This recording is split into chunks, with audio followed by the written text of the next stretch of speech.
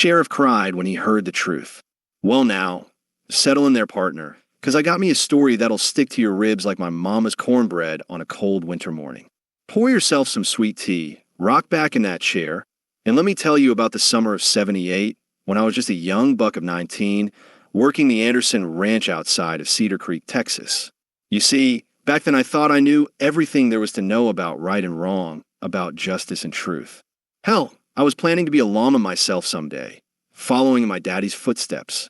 But sometimes life has a way of teaching you lessons you never saw coming, lessons that'll change everything you thought you knew about this world and the people in it. It all started on a Tuesday morning, hotter than a Brandon iron left in the sun. I was out mending fence with old Pete Martinez, a weathered Mexican man who'd been working these lands longer than most folks have been breathing. Pete was quiet as a church mouse most days, kept to himself, did his work with hands that knew every inch of that property like they were reading scripture.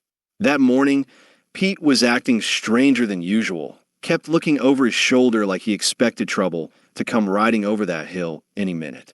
His dark eyes had this haunted look, like a man carrying secrets too heavy for one soul to bear. I asked him what was eating at him, but he just shook his head and went back to stringing wire. Around noon, we heard the thunder of hoofbeats coming fast from town. Sheriff McKenzie came riding up in a cloud of dust, his badge catching the sunlight like a mirror. Behind him rode his deputy, young Tommy Walsh, and two men I didn't recognize, wearing city clothes that looked out of place in our little corner of Texas. Pete Martinez, Sheriff McKenzie called out, his voice carrying that official tone that meant serious business. Need to have a word with you. I'll never forget the look that crossed Pete's face. It wasn't surprise, wasn't fear exactly, but something deeper. Resignation, maybe. Like a man who'd been expecting this moment for a long, long time. Pete set down his tools real, careful-like, and walked over to where the men sat their horses. Yes, Sheriff. These gentlemen here are from the state attorney's office. They got questions about something that happened down in Laredo back in '62. Something about a bank robbery and a man who got killed. The color drained from Pete's face like water from a busted bucket. But he stood there straight and tall, dignity wrapped around him like an old coat. I don't know nothing about no bank robbery, Pete said quietly. One of the city men, a thin fellow with glasses perched on his nose like a schoolmarm, pulled out a photograph. This you, Pedro Martinez? Also known as Pete the Kid. Even from where I stood, I could see it was Pete, maybe 20 years younger, but unmistakably him. The same dark eyes, the same proud bearing, though his face was smoother then, unmarked by decades of honest work under the Texas sun. Pete looked at that photograph for the longest time, and I swear I saw his whole life flash across his features. Then he nodded, slow and deliberate. That's me, he said, but that ain't who I am anymore. The thin man smiled, but it wasn't a pleasant smile. Pedro Martinez, you're under arrest for armed robbery and the murder of bank guard William Henderson on June 15th, 1962. As they cuffed Pete's hands behind his back, he looked over at me with eyes full of sadness and something else. Something like an apology. Boy, he said to me, you remember what I taught you about judging the worth of a fence. You don't look at where it's been. You look at how well it's holding up the load it's carrying now. They loaded Pete into the back of a wagon and rode off toward town, leaving me standing there in that field with more questions than a curious cat and a heart heavy as anvil. That evening, I rode into Cedar Creek to see what I could learn. The whole town was buzzing like a disturbed beehive. Seems Pete Martinez, the quiet ranch hand who never caused a lick of trouble, who helped old Mrs. Henderson with her groceries every Sunday after church, who'd pulled 3 children from a burning house 2 winters back, was really Pedro Martinez, wanted for 16 years for a crime that left a man dead and a family destroyed. I found myself at Murphy's Saloon, where the talk was nothing but Pete and what he'd done. Most folks were shocked, couldn't believe the man they'd known for so many years had such a dark past. But there were others, and their words cut deep. Always knew there was something shifty about that Mexican, said Carl Winters, a man who'd never worked an honest day in his life. You can't trust their kind. Should have known better than to let him around our families, added Martha Keene, though I remembered Pete helping her fix her roof just last month, wouldn't take a penny for it. The ugly talk went on like that for near an hour, each person trying to outdo the last with their righteous indignation. Made me sick to my stomach, truth be told. These same people had benefited from Pete's kindness and hard work for years, and now they were ready to throw it all away because of something that happened before most of their children were even born. I was fixing to leave when the saloon doors swung open and in walked Sheriff Mackenzie. The room went quiet as a tomb. The sheriff was a big man, broad shoulders and a gray mustache that made him look like a walrus, but his eyes were kind. He'd been keeping the peace in Cedar Creek for near 15 years, and folks respected him. Evening, Sheriff called out Murphy from behind the bar. Heard you caught yourself a real desperado today. Sheriff Mackenzie walked to the bar and ordered himself a whiskey, knocked it back in one gulp. When he turned around, his face was grim as an undertaker's. That's what I need to talk to y'all about, he said. About Pete Martinez and what really happened 16 years ago. The whole saloon leaned in, waiting to hear the gory details of Pete's criminal past. But what Sheriff Mackenzie told us that night wasn't what anybody expected. I've been in touch with the authorities down in Laredo, he began. Seems the case against Pete is built on the testimony of one man, a fellow named Jake Morrison, who was Pete's partner in those days. Morrison claimed Pete shot the guard in cold blood during a bank robbery, then ran off with all the money. He paused, let that sink in. But here's the thing nobody bothered to mention when they came to arrest Pete. 3 weeks ago, Jake Morrison was on his deathbed in a prison hospital in Huntsville. Called for a priest. Wanted to make his peace with the Lord before he met his maker. You could have heard a pin drop in that saloon. Morrison confessed that he was the one who shot that guard. Said Pete tried to stop him, that Pete never wanted anybody to get hurt. They were just desperate kids, hungry and broke, figured they'd rob the bank and get enough money to eat for a few weeks. But when Morrison pulled that trigger, Pete was so horrified he ran. Didn't take a dime of that money, just ran because he couldn't bear what his partner had done. Sheriff Mackenzie's voice got quieter, like he was talking in church. Morrison said Pete kept trying to turn himself in, but Morrison threatened to kill Pete's sister if he said anything. So Pete just disappeared, started over somewhere else, tried to live with the guilt of being blamed for something he didn't do. The room was dead silent. Every face in that saloon had gone pale as milk. That priest took Morrison's confession and sent it to the authorities in Laredo. Pete Martinez has been cleared of all charges. He's free to go. Carl Winters, the same man who'd been spouting his poison earlier, spoke up with a voice barely above a whisper. But why didn't he ever tell anybody? Why live with that shadow hanging over him? Sheriff Mackenzie looked at him with something between pity and disgust, because he knew exactly what would happen. Same thing that happened here tonight. Soon as people heard about his past, wouldn't matter what the truth was. The damage would be done. That's when I saw something I never thought I'd see in my whole life. Sheriff Mackenzie, this tough old lawman who'd faced down drunk cowboys and dangerous drifters without batting an eye, started crying. Not sobbing, mind you, but tears just rolling down his weathered cheeks like rain on a window pane. 16 years, he said, his voice cracking. 16 years that good man has been carrying around guilt that wasn't even his to carry. 16 years of looking over his shoulder, expecting judgment, expecting rejection. And you know what he did with those 16 years? He became the best man any of us have ever known. The sheriff wiped his eyes with the back of his hand, but the tears kept coming. Pete Martinez has lived more righteously in those 16 years than most of us will in our whole lives. He's helped every person in this town at one time or another. He's been honest, hardworking, generous, kind. He's been everything we claim to value, everything we say we want in a neighbor and a friend. He looked around that room, making eye contact with every single person there. And tonight, when he needed us most, when he finally had proof of his innocence, what did we do? We turned on him like a pack of wild dogs. We let 16-year-old gossip and prejudice matter more than 16 years of character. The weight of his words settled on that room like a heavy blanket. Grown men stared at their boots. Women dabbed at their eyes with handkerchiefs. The shame was thick enough to cut with a knife. "Where is he now?" asked Mrs. Henderson, the same woman who'd been ready to condemn him an hour earlier. "Gone," Sheriff Mackenzie said simply. "Soon as we released him, He packed his few belongings and rode out of town. Said he couldn't stay in a place where people thought so little of him. Did you tell him about the confession? About Morrison clearing his name? Of course I did. That's when he started crying. Said it was the first time in 16 years he'd been able to breathe free. But then he looked around town, saw the way people were looking at him, heard the whispers.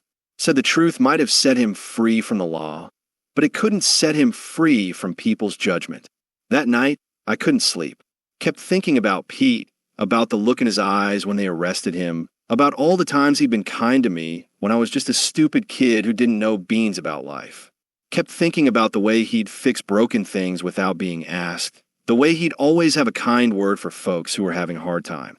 I thought about the fence analogy he'd given me that morning.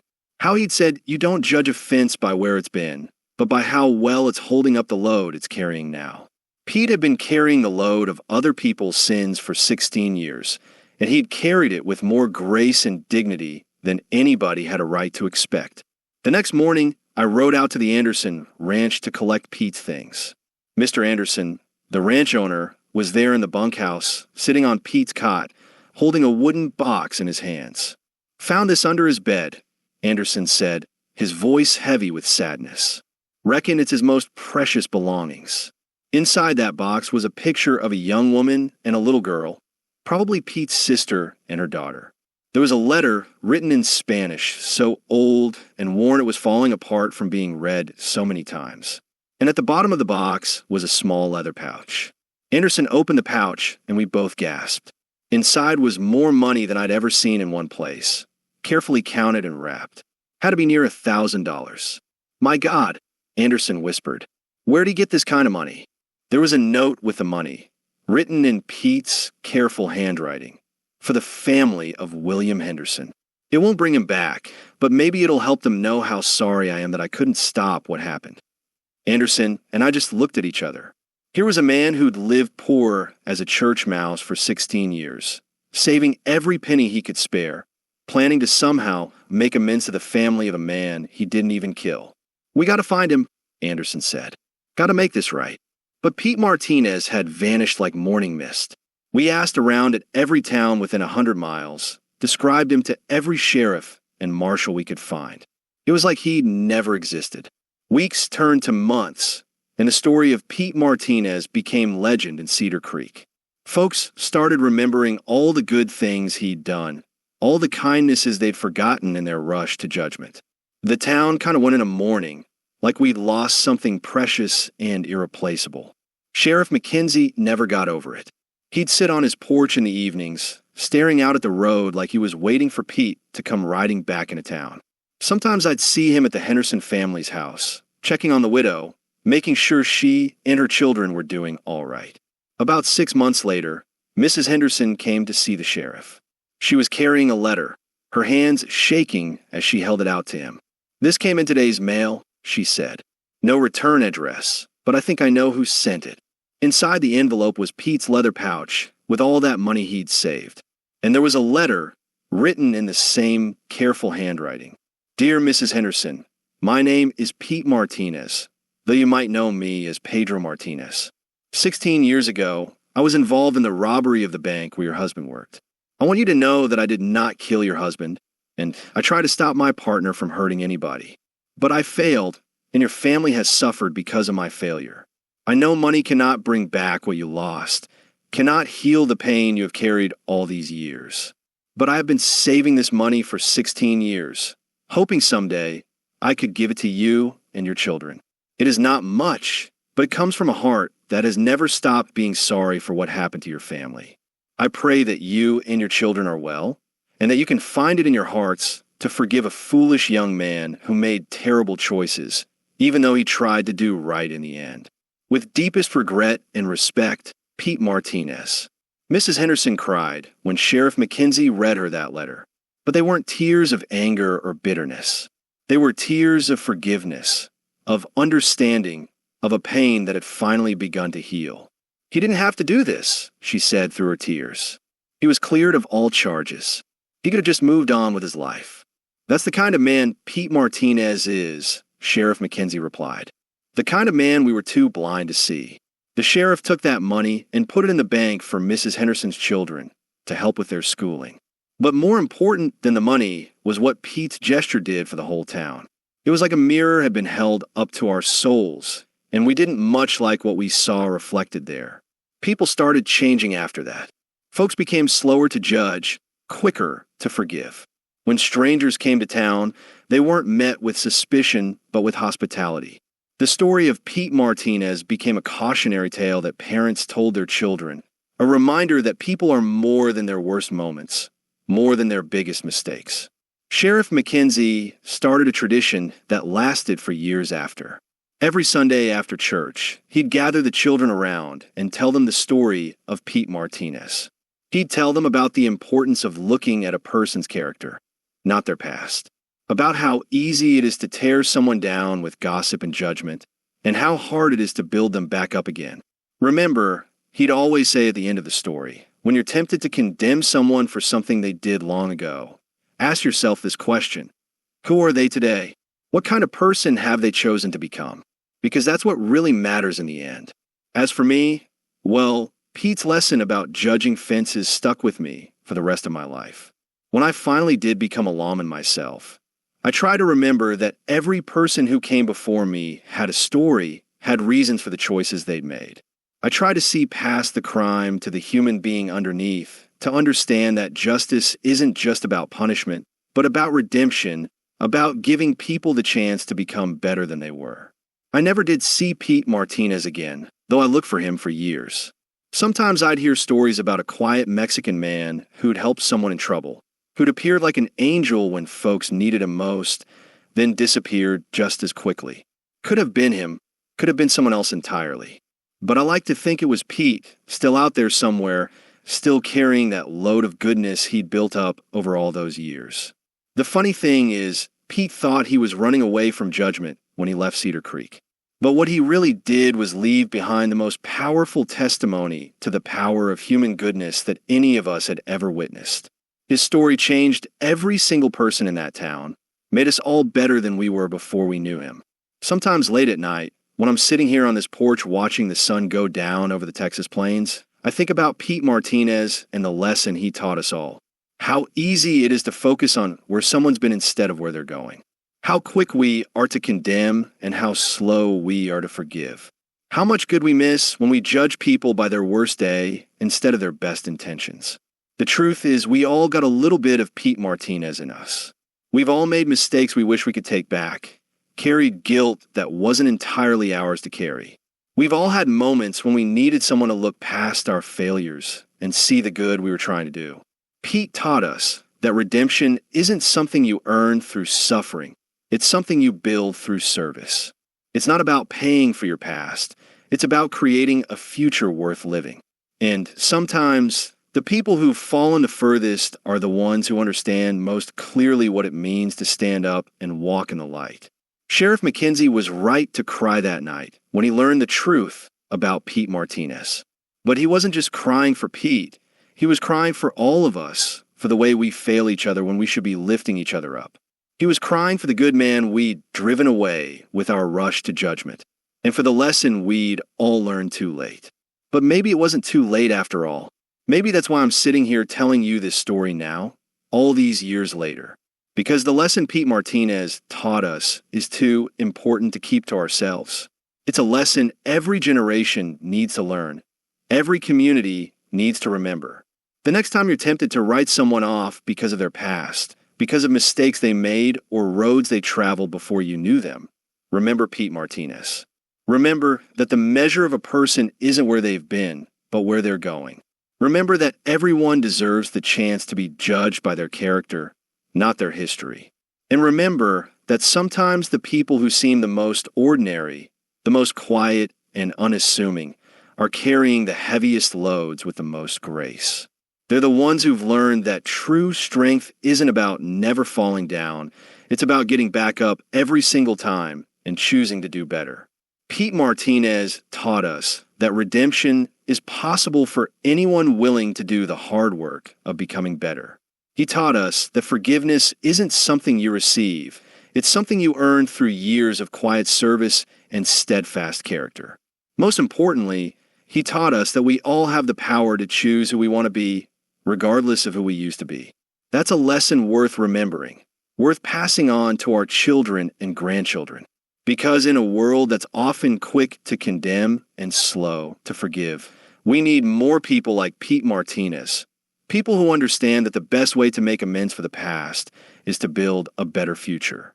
So here's to Pete Martinez, wherever he may be, and to all the quiet heroes walking among us, carrying their loads with dignity and grace, making the world a little bit better one kind act at a time. May we have the wisdom to see them for who they are, not who they used to be. And may we all have the courage to become the kind of people who deserve that same grace when our own past comes calling. The sun's getting low now, painting the sky in shades of orange and gold that remind me of that summer evening when Sheriff McKenzie told us the truth about Pete Martinez. It's been near 40 years since then, but the lesson is as fresh as morning dew on grass. Some truths don't age, they just get more precious with time. And that's the truth about Pete Martinez, a good man who carried a heavy load with grace, who taught a whole town about forgiveness by living it every single day. The sheriff cried when he heard the truth, but those tears watered seeds of understanding that are still growing today, still teaching us how to be better to each other, how to see past the surface to the soul underneath. That's my story, and I'm grateful I got to share it with you. Sometimes the most important lessons come from the most unexpected teachers, and Pete Martinez was surely that. A quiet man who spoke volumes through his actions, who showed us that redemption isn't about erasing the past, it's about writing a better future.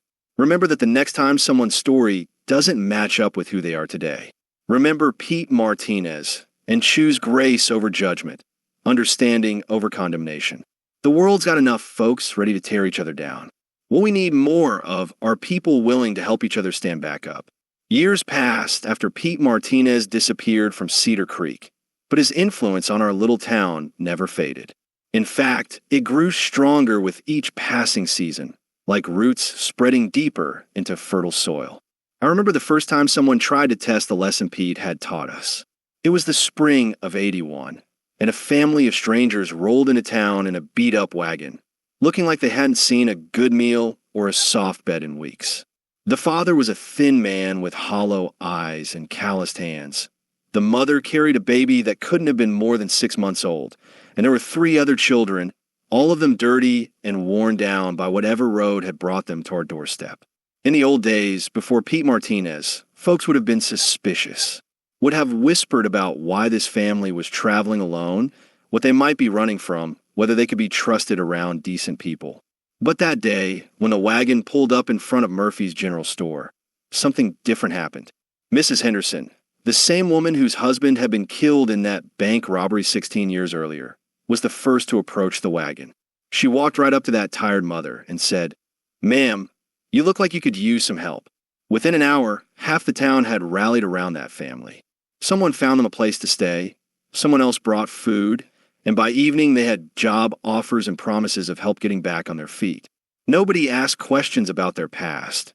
Nobody demanded explanations for their circumstances. They just saw people in need and responded with kindness. The father of that family, a man named Daniel Crenshaw, broke down and cried right there in the middle of Main Street. Turns out he'd lost his farm in Kansas to drought and debt, had been traveling from town to town looking for work, getting turned away at every stop because folks didn't trust strangers. He said Cedar Creek was the first place anyone had shown them genuine Christian charity. Daniel Crenshaw stayed in Cedar Creek, became one of our most respected citizens.